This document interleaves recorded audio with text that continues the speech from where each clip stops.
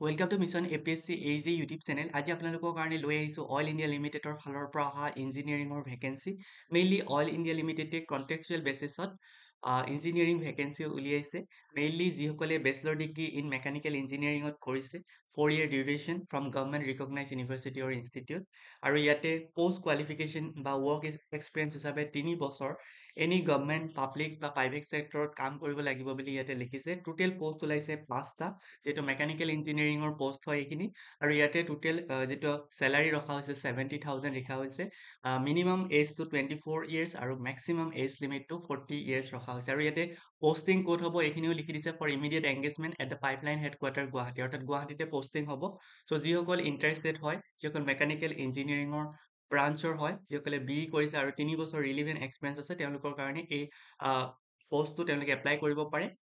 ইয়াতে যদি চাই, the total contract enrollment consists of fixed and variable components। আৰু ইয়াতে লগতে আৰু এটা কথা তেওঁলোকে উল্লেখ কৰিছে, এই 70,000ৰ উপৰিও যদিহে কিবা কাৰণত অইলৰ আউটচাইডত, মানে যিটো ৱৰ্ক প্লেচ হয় তাৰ আউটচাইডত যদি পষ্টিং হয়, তেতিয়াহ'লে পাৰ ডে 500 rupeesকে এক্সুৱেল মানে ইনক্ৰিমেণ্ট এটা দিয়া হ'ব। চ' 70,000তকে ওপৰতো চেলাৰী পাব পাৰে বুলি ইয়াতে মেনশ্যন কৰা আছে। মেইনলি ইয়াতে চিলেকশ্যন প্ৰচেছটো কেনেকুৱা হ'ব বা ৱাক ইন ইণ্টাৰভিউ ক'ত হ'ব গোটেইখিনি ইয়াতে মেনশ্যন কৰা হৈছে। Details of walk in interview ইয়াতে লিখিছে, ভেন্যুটো লিখা আছে Narengi club, oil India residential colony, oil India limited, Narengi, গুৱাহাটীতে ইণ্টাৰভিউ হ'ব। আৰু ইয়াতে ৰেজিষ্ট্ৰেশ্যন আৰু টাইমিংটো দিয়া আছে 16, অৰ্থাৎ 16 ডিচেম্বৰত হ'ব ডেট অফ ৰেজিষ্ট্ৰেশ্যন, আৰু ৱাক ইন ইণ্টাৰভিউ 16 ডিচেম্বৰতে হ'ব। আৰু 10টাৰ পিছত যদি আপোনালোক যায়, তেতিয়াহ'লে তাতে এণ্ট্ৰি এলাউ নহ'ব বুলি ইয়াতে মেনশ্যন কৰা আছে। চ' ইয়াতে কি ফৰ্ম লাগিব বা কি অৰিজিনেল ডকুমেণ্টছ লৈ যাব লাগিব, পাৰ্চনেল বায়'ডাটা ফৰ্ম লৈ যাব লাগিব, গোটেইখিনি ইয়াতে মেনশ্যন আছে। আপোনালোকে একবাৰ গোটেই এডভাৰটাইজটো ভালকে ৰিড কৰি ল'ব। আৰু চিলেকশ্যন ক্ৰাইটেৰিয়াটো মেইনলি তেওঁলোকে বেচিছ কৰিছে based on the walk in interview, অৰ্থাৎ তেওঁলোকে এটা ইণ্টাৰভিউ ল'ব। সেই ইণ্টাৰভিউটোত 100 মাৰ্কছ থাকিব, আৰু 100 মাৰ্কছৰ ভিতৰত এটলিষ্ট 50 মাৰ্কছ পোৱাসকলকহে কনচিডাৰ কৰা হ'ব। আৰু এই 100 মাৰ্কছ মেইনলি কিহৰ ওপৰত বেচিছ কৰিব, professional knowledge and skill.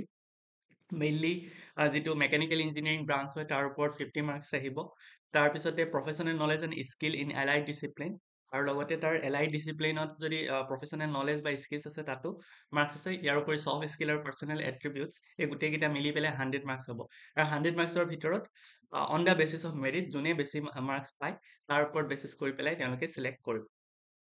So' technical skills আৰু জব ৰেছপনচিবিলিটি কি হয়, আপোনালোকে যিহেতু ৱাক ইন ইণ্টাৰভিউ এটেণ্ড কৰিবলৈ যাব, এইখিনি বস্তু এবাৰ গ্ৰ'থো কৰিব। ইয়াতে লিখি থৈছে কি কাম কৰিব লগা হ'ব পাৰে as a mechanical engineering in oil India লিমিটেডত, সেইখিনি চাই ল'ব। আৰু মেইনলি গোটেই ডিটেইলছখিনি লিখা আছে। চ' এইখিনি আছিলে মেইনলি অইল ইণ্ডিয়া লিমিটেডৰ ফালৰ পৰা অহা মেকানিকেল ইঞ্জিনিয়াৰিঙৰ ভেকেঞ্চি। ইয়াতে যদি কণ্টেক্সুৱেল এংগেজমেণ্ট হ'লেও ইয়াতে কিন্তু তেওঁলোকে কেটেগৰী ৱাইজ পষ্ট ৰাখিছে। মেইনলি আনৰিজাৰ্ভৰ কাৰণে 3টা পষ্ট, SCৰ কাৰণে এটা পষ্ট, STৰ কাৰণে পষ্ট ৰখা নাই, আৰু OBC NCLৰ কাৰণে এটা পষ্ট ৰাখিছে। ইন টোটেল 5টা পষ্ট হৈছে। চ' গোটেইখিনি মিলাই পেলাই তেওঁলোকে ৱাক ইন ইণ্টাৰভিউ কণ্ডাক্ট কৰিব। চ' সেইখিনি আছিলে আজিৰ নটিফিকেশ্যন। এনেকুৱা ধৰণৰ নটিফিকেশ্যন বা আপডেট পাই থাকিবলৈ চেনেলটো ছাবস্ক্ৰাইব কৰিবলৈ নাপাহৰিবা। থেংক ইউ ফৰ ৱাচিং।